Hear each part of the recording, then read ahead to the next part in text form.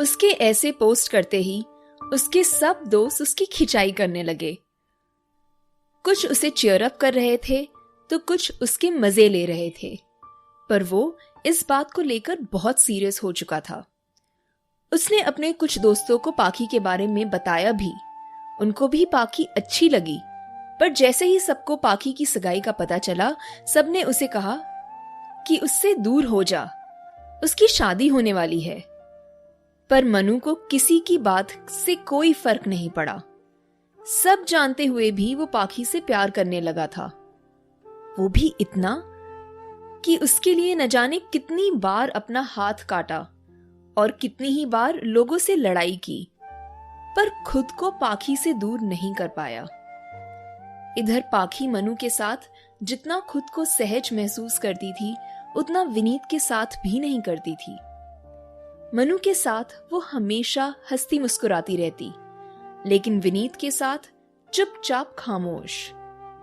मनु और पाखी के बीच एक अनजाना रिश्ता बन चुका था, एक ऐसा रिश्ता जिसको कोई नाम नहीं दिया जा सकता, जिससे दोनों ही अनजान थे। दोनों के मन का हाल कोई नहीं जानता था, ना ही दोनों खुद। मनु और पाखी दोनों ही एक दूसरे की भावनाओं से अनजान थे। पाखी विनीत के साथ एक बंधन में बंधने वाली थी, इसलिए मनु के लिए कुछ महसूस नहीं कर पा रही थी, और मनु सब कुछ महसूस करके भी बोल नहीं पा रहा था। पाखी के बिना उसे सब बेकार लगता था। पाखी के दिल में भी मनु के लिए बहुत कुछ था, जो विनीत के कारण दिल के एक कोने में कहीं दफन हो गया था। और एक दिन मनु ने सारी बात अपनी बहन पूजा को बता दी। पहले पूजा को विश्वास नहीं हुआ, पर बाद में मनु को देख वो समझ गई कि मामला गंभीर है।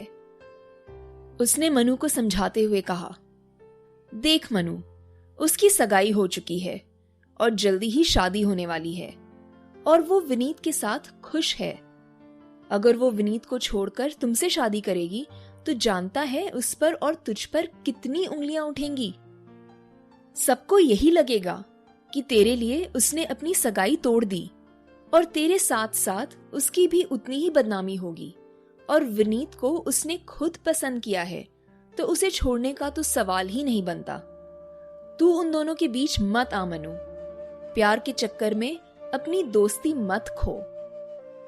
मनु को पूजा की बातें समझ आ रही थी, पर वो दिल के हाथों मजबूर था। वो चुपचाप पूजा की बातें सुनता रहा। पूजा उसे बहुत देर तक समझाती रही। अगले दिन वो अपने गांव चला गया, बिना किसी से बात किए।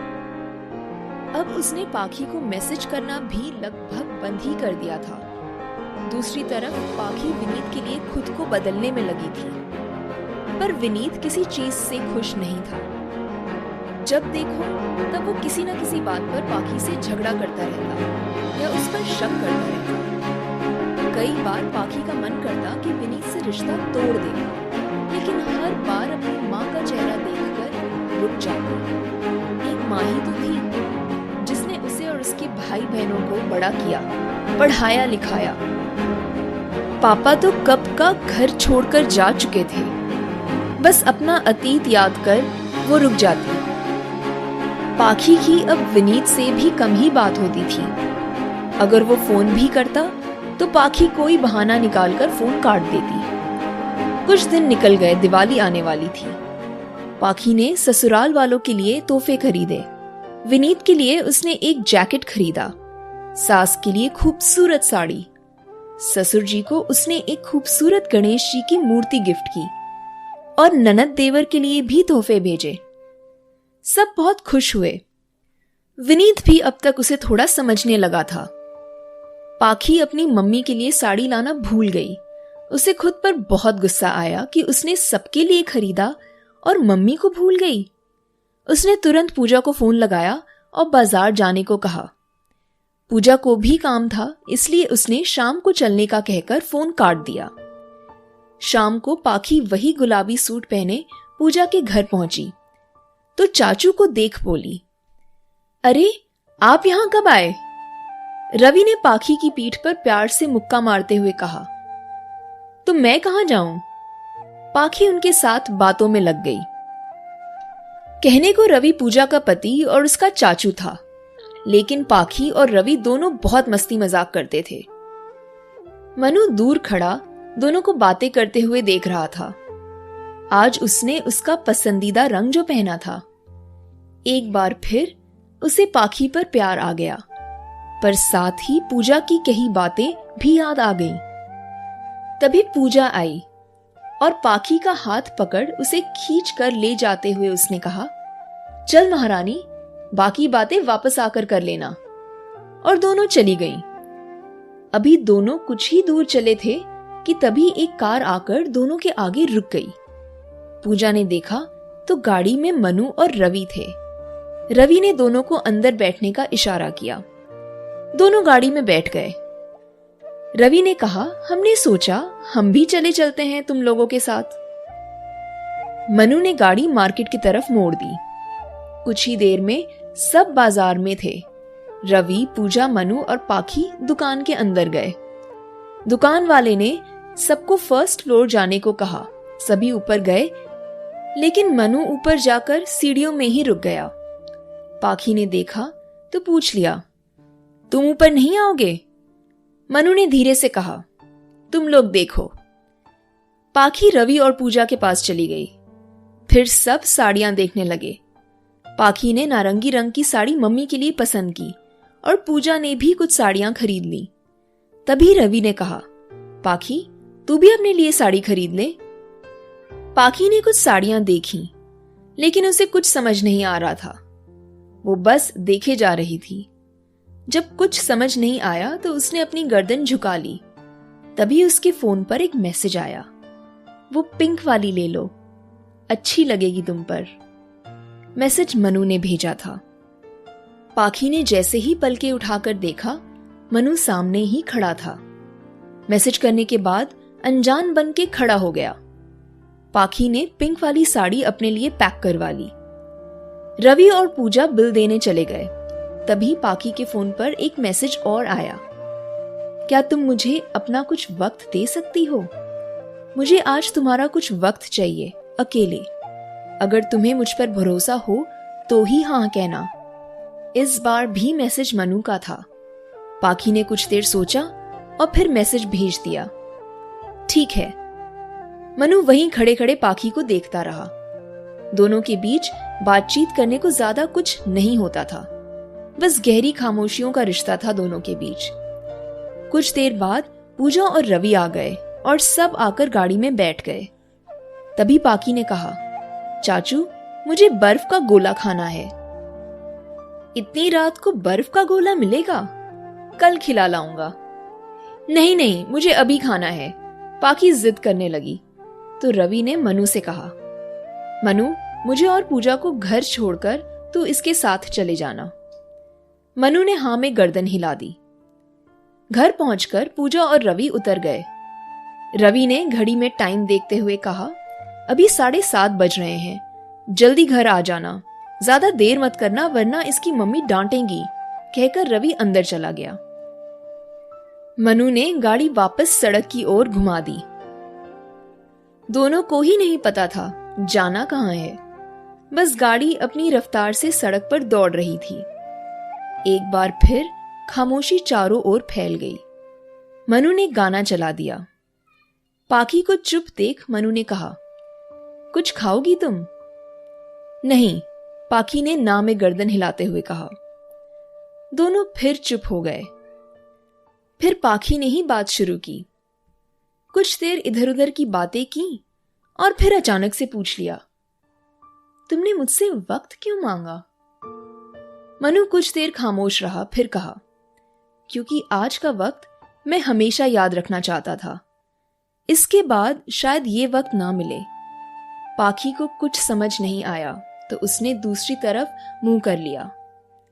वैसे इस वक्त तुम मेरे साथ अकेले चली आई, डर नहीं लगता?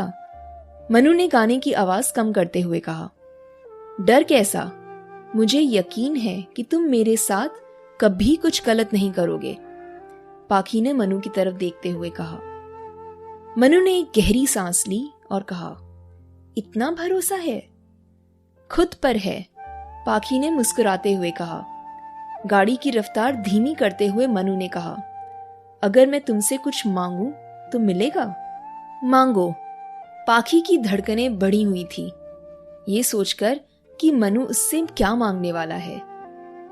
मनु कुछ देर चुप रहा, फिर धीरे से कहा, मुझे तुम्हारे साथ अपनी एक फोटो लेनी है। ये बात सुनकर पाखी ने हाँ में गर्दन हिला दी। मनु ने अपनी और पाखी की 2 तस्वीरें ली और फोन जेब में रख लिया। पाखी ने सोचा शायद मनु अपने दिल की बात उससे कहेगा, लेकिन ऐसा कुछ नहीं हुआ।